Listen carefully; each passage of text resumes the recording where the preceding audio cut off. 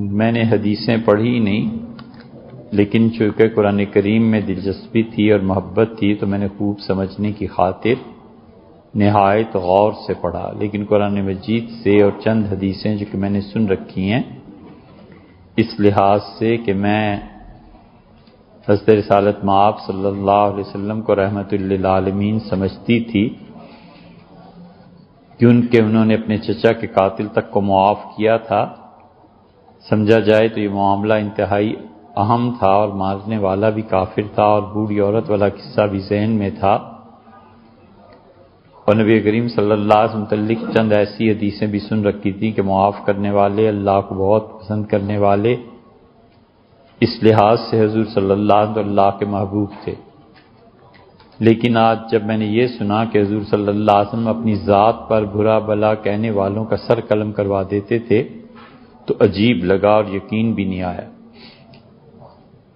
مجھے یہ بھی نہیں پتا تھا کہ ہمارے ملک میں اس جرم کی سزا بھی نافذ ہے۔ اگر میں اس بات کا یقین کر لوں تو میرے دل سے ان کے رحمت للعالمین اور فراخ دلی اور انسانیت سے پیار کرنے والے اور ان کی اپنی کہی ہوئی باتوں والے سارے قصے ناقابل یقین لگتے ہیں اور انتہائی دکھ ہوتا ہے۔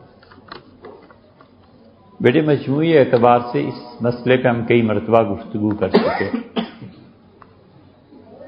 رسول اللہ صلی اللہ علیہ وسلم کے ساتھ یہ بوڑھی عورت کا جو قصہ ہے نا، یہ بالکل جھوٹ پہ مبنی ہے۔ کوئی عورت نہ کوڑا پھینکتی تھی اور نہ آپ کے پاس اتنا وقت ہوتا تھا کہ ہر روز جا کے ایسی کام کیا کرے، ٹھیک ہے؟ یہ خیر سے اب ہمارے نصاب میں بھی آ گیا ہے، بچے بھی سکولز میں یہ کہانی پڑھتے ہیں۔ یہ سراسر جھوٹ ہے، کوئی ایسی چیز نہیں۔ آپ نے چونکہ احادیث پڑھی نہیں، ہم آپ کی باتوں کا جواب ایک سرے سے شروع کر رہے ہیں، اور قرآن کریم کو بغیر حدیث کے آپ نے سمجھا کیسے ہوگا، یہ بڑا مشکل ہے۔ عمومی طور پہ قرآن حدیث کے بغیر سمجھ میں نہیں آتا۔ قرآن اپنی تشریح میں اور سمجھنے میں جتنا حدیث کی طرف رجوع کرتا ہے اور پلٹتا ہے، حدیث اپنی ایتھینٹسٹی کے لیے اتنا قرآن کی طرف نہیں آتی۔ یہ اصول کی بات ہے، آپ کو یاد رکھنی چاہیے۔ امام شافعی رحمۃ اللہ علیہ نے کسی زمانے میں یہ طے فرمایا تھا کہ وہ ہر حدیث کی اصل قرآن سے ثابت کریں گے، اور انہوں نے اس پہ لکھا بھی تھا رحمہ اللہ، اور بعض اور لوگوں نے بھی لکھا ہے۔ آخری زمانے میں شاہ ولی اللہ محدث دہلوی رحمۃ اللہ علیہ نے شروع کیا تھا اس موضوع پہ لکھنا کہ وہ جتنی احادیث ہیں اس کی اوریجن قرآن سے بتائیں گے۔ شاہ صاحب رحمۃ اللہ علیہ 7 صفحے لکھ پائے تھے، پھر بیمار ہو گئے، پھر ان کا انتقال ہو گیا۔ اگر ان کی وہ کتاب پوری ہو جاتی تو امام کی کتاب شاہکار ہوتی، جیسے انہوں نے اور کتابیں لکھی تھی، کمال کی چیز ہوتی، مگر کاش کی ہو جاتی۔ تو آپ نے نہایت غور اور فکر سے قرآن کریم کو پڑھا اور حدیث کو نہیں پڑھا، یہ سمجھ میں آتی نہیں بات۔ حضور اقدس صلی اللہ علیہ وسلم کو آپ رحمت للعالمین سمجھتی تھیں، اب بھی آپ کو سمجھنا چاہیے۔ انہوں نے خود تو نہیں کہا کہ میں رحمت للعالمین ہوں، یہ تو اللہ نے فرمایا ہے کہ وما ارسلناک الا رحمت للعالمین، اور ہم نے آپ کو اس ساری کائنات کے لیے، تمام جہانوں کے لیے رحمت بنا کر بھیجا ہے۔ تو یہ انہوں نے تو نہیں کہا کہ مجھے یوں سمجھے، تو اللہ نے کہا۔ اگر اللہ ہی کا یا اس کی کتاب کا انکار کرنا ہو تو الگ بات ہے، باقی سمجھتی تھی، اب کیوں نہیں سمجھتی، آگے آپ فرما رہی ہیں۔ چچا کے قاتل تک کو معاف کر دیا تو رسول اللہ صلی اللہ علیہ وسلم کے چچا کے قاتل جو تھے، حمزہ رضی اللہ عنہ کے قاتل وحشی تھے، تو معاف کب فرما دیا تھا؟ احد کے بعد یہ فوج ساری پلٹ کے واپس چلی گئی تھی، اس میں بڑے بڑے قاتل تھے، بڑے بڑے لوگوں نے قتل کیا تھا۔ جیسے بدر کے بعد صحابہ کرام رضی اللہ عنہ وغیرہ سب حضرات مدینہ منورہ چلے گئے تھے، فوج میں تو یہ ہوتا ہی ہے۔ حضور اکرم صلی اللہ علیہ وسلم کے پاس اصل میں وہ آئے تھے فتح مکہ کے موقع پہ یا اس کے کچھ دن بعد، اور انہوں نے خاص طور پہ معافی مانگی کہ یہ جرم ایسا تھا جس نے آپ کو ذاتی طور پر بھی تکلیف پہنچائی۔ وگرنہ جتنے بھی اس وقت کافر تھے مکہ مکرمہ میں ان کا مقام کیا تھا، کیٹیگرائز کرے تو وہ کیا تھے؟ حربی کافر۔ حربی کافر وہ ہوتا ہے جو لڑائی کے لیے آیا ہو، میدان جنگ میں کھڑا ہو، اور یا آپ اسے مار دیں یا وہ آپ کو مار دیں، یہ حربی کافر ہوتا ہے۔ اس حربی کافر کے احکامات عام کافروں سے مختلف ہوتے ہیں۔ ہم میں سے کوئی یہ اتھارٹی نہیں رکھتا کہ کسی بھی شخص کو بربنائے کفر مار دے۔ وہ جو میدان جنگ میں آیا ہے، اترا ہے لڑائی کے لیے اور مارنا چاہتا ہے مجھے، اور میں اس کو کیوں نہیں ماروں؟ بھائی جیسے اس کا خون ہے ایسے میرا خون ہے۔ یہ حرب وجہ ہے، کفر وجہ نہیں ہے۔ کفر وجہ اگر بنائی جاتی تو آپ کا کیا خیال ہے؟ یہودی مدینہ منورہ میں ویسے ہی رہ جاتے؟ اگر کفر وجہ ہوتی قتل کی تو سیدنا عمر رضی اللہ عنہ سے امام ابو یوسف رحمۃ اللہ علیہ کتاب الخراج میں لائے ہیں اس روایت کو کہ امیر المومنین نے جمعہ پڑھایا حرم میں مکہ مکرمہ میں، اور مکہ میں حرم شریف میں ایک عیسائی کھڑا ہو گیا، اس سے کہا حضرت یہ حضرت نے پوچھا کوئی میری حکومت میں کوئی، اس سے کہا حضرت یہ شکایات ہے۔ یہ تو حنبلیوں کا مسلک ہے کہ حرم محترم میں کافر نہیں داخل ہو سکتے، حنفیوں کا کبھی بھی نہیں رہا۔ حنفی مسلک کے مطابق، ہم لوگوں کے مطابق، ہندو، سکھ، عیسائی، یہودی سب کے سب مکہ مکرمہ میں جا سکتے ہیں، ہمارے مناسک حج کے دیکھ سکتے ہیں، اس پہ کیا پابندی ہے؟ کچھ بھی نہیں۔ کئی سال پہلے ایک وکیل صاحب نے یہ مسئلہ بیان کر دیا تھا اور بالکل ٹھیک بیان کیا تھا۔ پنڈی کے ایک جاہل مولوی صاحب مرحوم ہو گئے، بڑا شور اٹھا میں تمہارے خلاف مقدمہ کر دوں گا، یہ کر دوں گا، وہ کر دوں گا۔ انہوں نے جا کے دیکھا، ان کا حضرت آپ کس غلط فہمی میں ہیں؟ ممبر غلطی سے آپ کو مل گیا ہے، باپ کے نام پہ آپ ایسی باتیں کرتے ہیں، حنفی فقہ میں یہی ہے اور صحیح ہے، صحیح ہے۔ حنفی فقہا اس کے قائل ہیں۔ ہم مکہ مکرمہ میں ہر ایک کے داخلے کے قائل ہیں، سوائے ایک شخص کے جو طاقت کے ذریعے مکہ آ کے مٹانا چاہتا ہو۔ اگر وہ طاقت کے ذریعے آئے گا تو ہم مسلمان اس کا جواب دیں گے، سیدھی سی بات۔ تو اس لیے وحشی کی پوزیشن کیا تھی؟ وحشی کی پوزیشن یہ تھی جو ابو سفیان کی بھی تھی۔ ابو سفیان رضی اللہ عنہ بھی تو عہد میں انہوں نے مارے لوگوں کو۔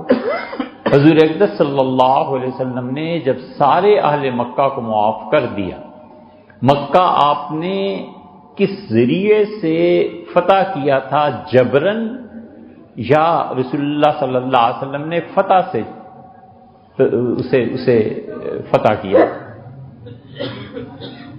شافعی مسلک یہ ہے کہ وہ کہتے ہیں رسول اللہ صلی اللہ علیہ وسلم نے قتال اور جہاد کے بعد مکہ کو فتح کیا ہے، اور ہمارا مسلک یہ ہے کہ رسول اللہ صلی اللہ علیہ وسلم نے صلح کے ذریعے مکہ کو فتح کیا ہے، کوئی قتال اور جہاد نہیں کیا۔ اس اعتبار سے اہل مکہ رسول اللہ صلی اللہ علیہ وسلم کے رحم و کرم پہ رہ گئے تھے۔ پورا مکہ ایک طرح سے رسول اللہ صلی اللہ علیہ وسلم کا، خاص طور پہ شافعی مسلک کو دیکھیں تو سب عورتیں باندیاں ہو گئی تھیں اور سب مرد ان کے غلام ہو گئے تھے، اور حضرت رسالت پناہ صلی اللہ علیہ وسلم نے معاف کیا تو ہر ایک کو معاف کر دیا، وحشی کیا اور عہد میں آنے والی ہند کیا اور ابو سفیان رضی اللہ عنہ کیا وغیرہ وغیرہ، سب معافی ہو گئی۔ یہ امام ابو حنیفہ رحمۃ اللہ کے زمانے میں پیش آ گیا تھا۔ امام ابو حنیفہ رحمۃ اللہ علیہ سارے کوفہ کے مالک بن گئے تھے۔ امام صاحب رحمۃ اللہ علیہ اگر اس دن یہ کہہ دیتے کہ کوفہ والوں کو میں معاف نہیں کرتا تو سارا کوفہ ان کا غلام تھا، مرد اور عورتیں ان کی باندیاں، شرعی احکامات کے مطابق۔ جذبات سے ہٹ کے قانون کی بات ہے نا، تو قانونی طور پر تو یہ سارے کے سارے رسول اللہ صلی اللہ علیہ وسلم کے ہاتھ کے تلے تھے۔ اسی لیے تو آپ جب حرم شریف کعبۃ اللہ سے باہر آئے ہیں تو آپ نے صاف لفظ کہے، آپ نے فرمایا کہ تمہارا کیا خیال ہے، میں تم سے کیا سلوک کرنے والا ہوں؟ مکہ والے ڈرے ہوئے تھے کہ قتل عام ہوگا، مارے جائیں گے ہم سب، جیسے شہروں کی فتح پہ ہوتا ہے، جیسے انہوں نے خود کیا تھا۔ خندق میں یہودیوں کے ساتھ ان کا معاہدہ تھا کہ مسلمان جب ہار جائیں گے، پٹیں گے تو ہم گھر کے اندر مدینہ منورہ میں بغاوت کر کے ان کی عورتوں اور بچوں کو ٹھکانے لگا دیں گے اور تم لوگ باہر سے آ جاؤ گے۔ پوری پلاننگ تو یہ تھی۔ اسی طرح رسول اللہ صلی اللہ علیہ وسلم مکہ والوں کو قتل کر دیتے، سب کو کچھ بھی نہیں، شریعت کے مطابق ہو جاتا. اور اسی وجہ سے عباس لے گئے، وہ مکہ سے جب باہر نکلے ہیں تو شام کو رسول اللہ صلی اللہ علیہ وسلم اصل میں مکہ سے جب چلے مدینہ منورہ سے تو آپ نے اللہ سے دعا مانگی تھی کہ اللہ یہ کسی پہ ظاہر نہ ہو. اس سے عائشہ رضی اللہ عنہ کہتی ہیں وضو کر رہے تھے اور کرتے کرتے آپ کے چہرہ مبارک کا رنگ تبدیل ہو گیا، میں سمجھ گئی کہ وہی آگے. اب میں فوج کو بلاؤ، فوج تیار ہو گئی. اور آپ نے خود فرمایا کہ میں نے مکہ کے لیے آنے سے پہلے دعا مانگی تھی کہ اللہ میری اس موومنٹ کی خبر کسی طرح ان تک نہ پہنچے. وہ تو پتہ چلا ہے. پھر جب مر ظہران میں رسول اللہ صلی اللہ علیہ وسلم اترے دوپہر کو، اور پھر آپ نے شام کے وقت فرمایا کہ ہر آدمی اپنے خیمے کے نیچے آگ جلائے. یہ 10,000 کے قریب آدمی جب اتنی آگ جلی تو ٹہلنے کے لیے شام کو شہر سے باہر نکلے تھے ابو سفیان اور عباس رضی اللہ عنہما. تو ابو سفیان نے کہا کہ عباس یہ آگ کہاں لگی ہوئی؟ وہ خود حیران ہوئے کہ آگ کہاں سے آ گئی. کہ قریب پہنچے تو اس سے کہا ابو سفیان نے کہ یہ کہیں مدینہ والے تو نہیں؟ اس نے کہا مدینہ والے کہاں پہنچ سکتے ہیں؟ اس سے عباس رضی اللہ عنہ کا سوال ہی پیدا. انہوں نے کہا دیکھو تو صحیح ہے فلاں تو نہیں. یہ ابھی باتیں کر رہے تھے کہ پکڑے گئے. اور جب یہ گزرے خیموں کے بیچ میں سے رسول اللہ صلی اللہ علیہ وسلم تک پہنچنے کے لیے تو سیدنا عمر رضی اللہ عنہ کی نظر پڑ گئی، وہ بھاگے پیچھے. اور جب یہ خیمے میں ان کا اللہ کے رسول اس سے قتل کریں، سب سے پہلے اس ابو سفیان کی گردن اڑائیں. اس نے زندگی بھر ہمیں چین نہیں لینے دیا. رسول اللہ صلی اللہ علیہ وسلم سنتے رہے خاموشی سے، اور جیسے انسنی کر دی کہ جیسے سنا ہی نہیں.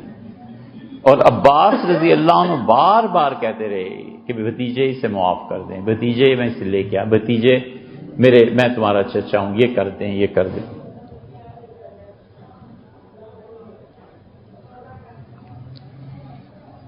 دونوں طرف سے اصرار تھا.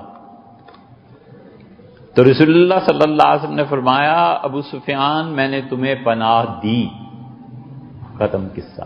بس اتنا فرمانا تھا. تو اس لیے مکہ مکرمہ میں پناہ دینے کا مطلب ہی یہی تھا کہ کچھ اور بھی ہو سکتا تھا. پھر عباس رضی اللہ عنہ نے کہا کہ اللہ کے رسول یہ آپ کو پتہ ہے اس ابو سفیان کا دماغ بہت چڑھا ہوا ہے، یہ چاہتا ہے کہ کوئی سرداری کوئی بڑا منصب اسے عہدہ بھی ملے. حضور صلی اللہ علیہ وسلم اچھا ابو سفیان جو تمہاری حویلی میں داخل ہو گیا ہم نے اس سے بھی پناہ دے دی، ہم نے اسے بھی معاف کیا. ابو سفیان گئے اور ابو سفیان نے جا کے پھر اعلان کیا ہے. تو رسول اللہ صلی اللہ علیہ وسلم جب تشریف لائے ہیں تو اسی لیے لوگ آپ نے فرمایا میں تمہارے ساتھ کیا کرنے والا ہوں. کہا تو آپ کے تو کیا آپ کے والد بھی اتنے ہی اچھے تھے، اتنے اچھے اخلاق. یاد رکھنا چاہیے رسول اللہ صلی اللہ علیہ وسلم کے اخلاق طیبہ نے نبوت نے اس میں کوئی چیز پیدا نہیں کی. رسول اللہ صلی اللہ علیہ وسلم اپنی نبوت سے پہلے بھی اتنے ہی اچھے تھے جتنے وہ نبوت کے بعد اچھے تھے. رسول اللہ صلی اللہ علیہ وسلم پہلے بھی اتنے شریف اور اتنے اچھے تھے جیسے وہ بعد. اس لیے ان کی نبوت سے پہلے کی احادیث جو ہیں ان پہ بھی عمل کرنے میں کوئی حرج نہیں. حضور صلی اللہ علیہ وسلم کی انسانیت پہلے بھی وہی تھی بعد میں بھی وہی. تو نبوت تو چیز ہے پھر کچھ اور ہے نا. تو رسول اللہ صلی اللہ علیہ وسلم انتم الطلقاء تم سب آزاد ہو، غلام نہ بنا لیتے، کچھ نہیں کیا.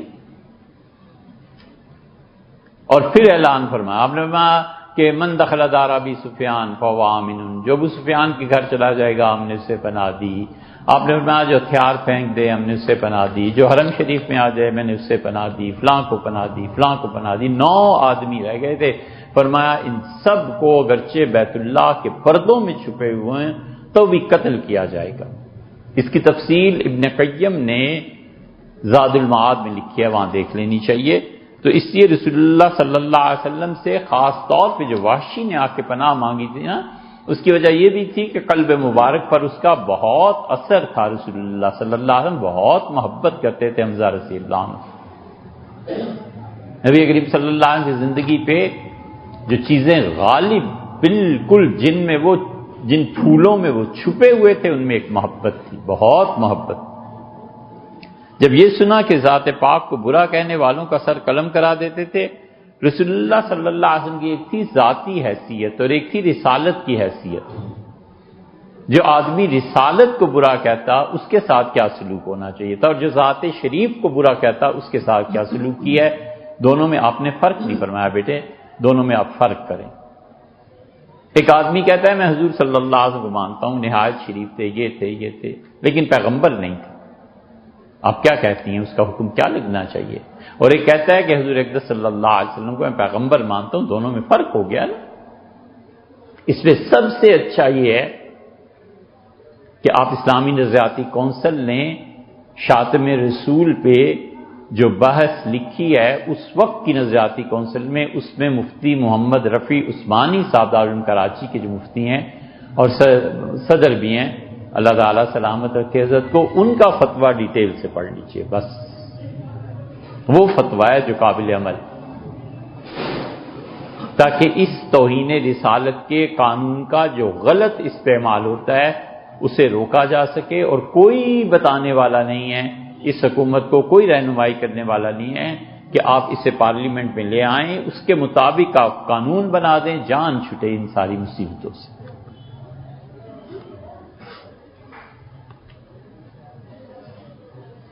حضرت رسالت پناہ صلی اللہ علیہ وسلم اگر اپنی ذات کے لیے بدلہ لینے والے ہوتے نا، پوری اس تاریخ میں ایک واقعہ ایسا نہیں ہے کہ رسول اللہ صلی اللہ علیہ وسلم اپنی ذات کے لیے بدلہ لیا. رسالت کی حیثیت اور مرتبے میں جب توہین یا کوئی چیز کی گئی ہے تو اس پہ تو شرعاً حد نافذ ہونی تھی. آپ کیا سمجھتے ہیں خود رسول اللہ صلی اللہ علیہ وسلم پہ یہ فرض نہیں تھا کہ وہ خود اپنی رسالت پر ایمان لاتے؟ اگر وہ خود اپنی رسالت سے انکار کر دیتے تو پھر کیا ہوتا؟ رسالت پناہ صلی اللہ علیہ وسلم اپنی رسالت پر ایمان لائے ہیں. وہ رسالت اللہ کی طرف سے منصب ہے، اس منصب کی توہین اللہ کی توہین. ذات کی حیثیت الگ ہے. ذات کی حیثیت سے تو رسول اللہ صلی اللہ علیہ وسلم سے محبت بھری باتیں بھی آتی ہیں، ان سے بہت چیزیں آتی ہیں. اگر رسالت کی حیثیت سے بات ہوتی تو کہیں سے کہیں نہ پہنچ جاتی. دو مثالیں آپ اس کی سیرت میں ہیں، 20 دو ہی بتا دیتے ہیں. امہات المومنین نے جو گفتگو کی ہے رسول اللہ صلی اللہ علیہ وسلم کے ساتھ بیٹھ کے خیبر کی فتح کے ساتھ، جس پہ خدا نے یہ کہا کہ ترجی الیہن، آپ جس کو چاہیں طلاق دے کے گھر بھیج دیں، جس کو چاہیں اپنے پاس رکھیں. اور یہ آپ سے آ کے باتیں کر رہی تھیں، اور اس معاملے میں 21ویں پارے کی آخری آیات اور 20ویں پارے کی ابتدائی آیات بیٹے آپ پڑھ لیجیے. اس میں اللہ تعالیٰ نے فرمایا کہ انہیں کہیے کہ تم آؤ فتعالین امتعکن واسرحکن سراحا جمیلا، آؤ جو تم دنیا کی چیزیں مجھ سے مانگتی ہو میں تمہیں دے دیتا ہوں، پھر اس کے بعد تم اپنے گھروں کو چلی جاؤ. واحد خاتون حضرت عائشہ رضی اللہ عنہ ہے جن کو بلا کے کہا کہ عائشہ اس آیت کے مطابق اگر آپ فیصلہ کریں کہ آپ واپس چلی جائیں گی تو اپنے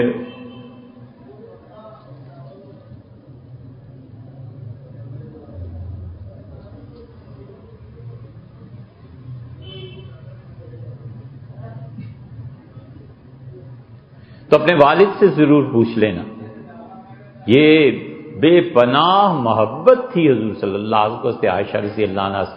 وہ خواتین کی وہی باتیں، پھر اس کے بعد باتیں سن کے رسول اللہ صلی اللہ علیہ وسلم میں جاتا ہوں گھر سے 30 دن 1 مہینے کے لیے بالا خانہ پہ تشریف لے گئے.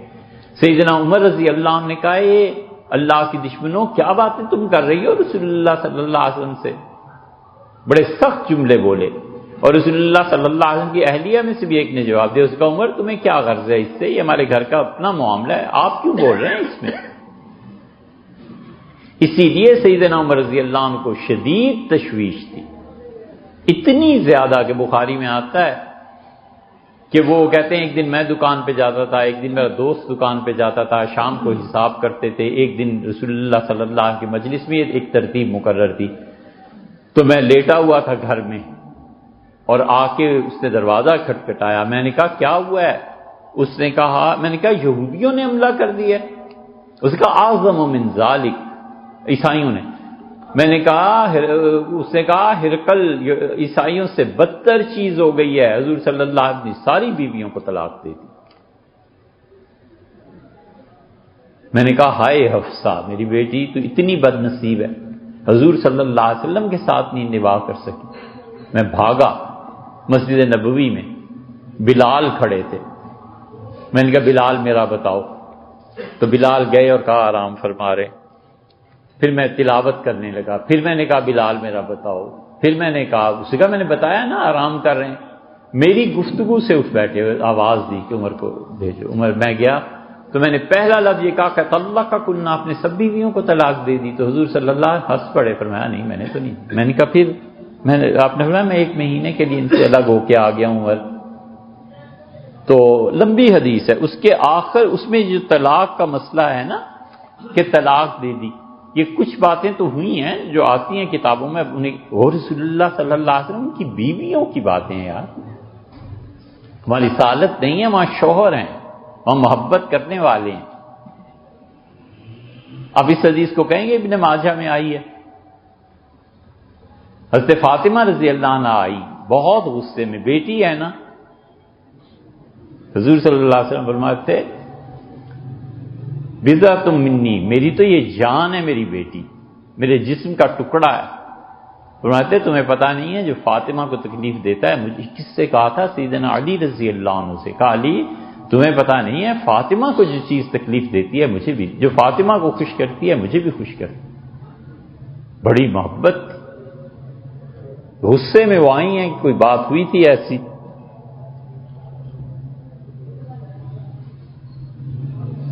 اور آ کر رسول اللہ صلی اللہ علیہ وسلم نے جملہ کیا کہا ہے؟ نبی کریم صلی اللہ علیہ وسلم چپ رہے۔ انہوں نے کہا آپ اتنے زیادہ اپنی بیٹیوں کے بارے میں بے توجہی کرنے لگے ہیں کہ لوگ کہتے ہیں محمد صلی اللہ علیہ وسلم کو اپنی بیٹیوں کی کوئی فکر نہیں رہی۔ جملہ کوئی کہہ سکتا ہے حضور صلی اللہ علیہ وسلم سے؟ والعیاذ باللہ، ہے محبت، اس سے شکایت، اس سے تعلق، وہ بیٹی ہے، باپ ہے ایسی چیز؟ اس میں کون سی ایسی بات ہے؟ تو آپ نے 2 چیزوں میں فرق نہیں فرمایا بیٹے، اس لیے آپ سمجھتی ہیں کہ حضور صلی اللہ علیہ وسلم کی رحمت للعالمین ہونا وہ ایک الگ چیز ہے اور رسالت کی توہین ایک الگ چیز، دونوں میں فرق۔ اور اس کے باوجود آپ اس سے پڑھیے جو اسلامی نظریاتی کونسل کے فتوے ہیں، ان کو پڑھ کے مزید مسئلہ اس کی تنقیح ہو جائے گی۔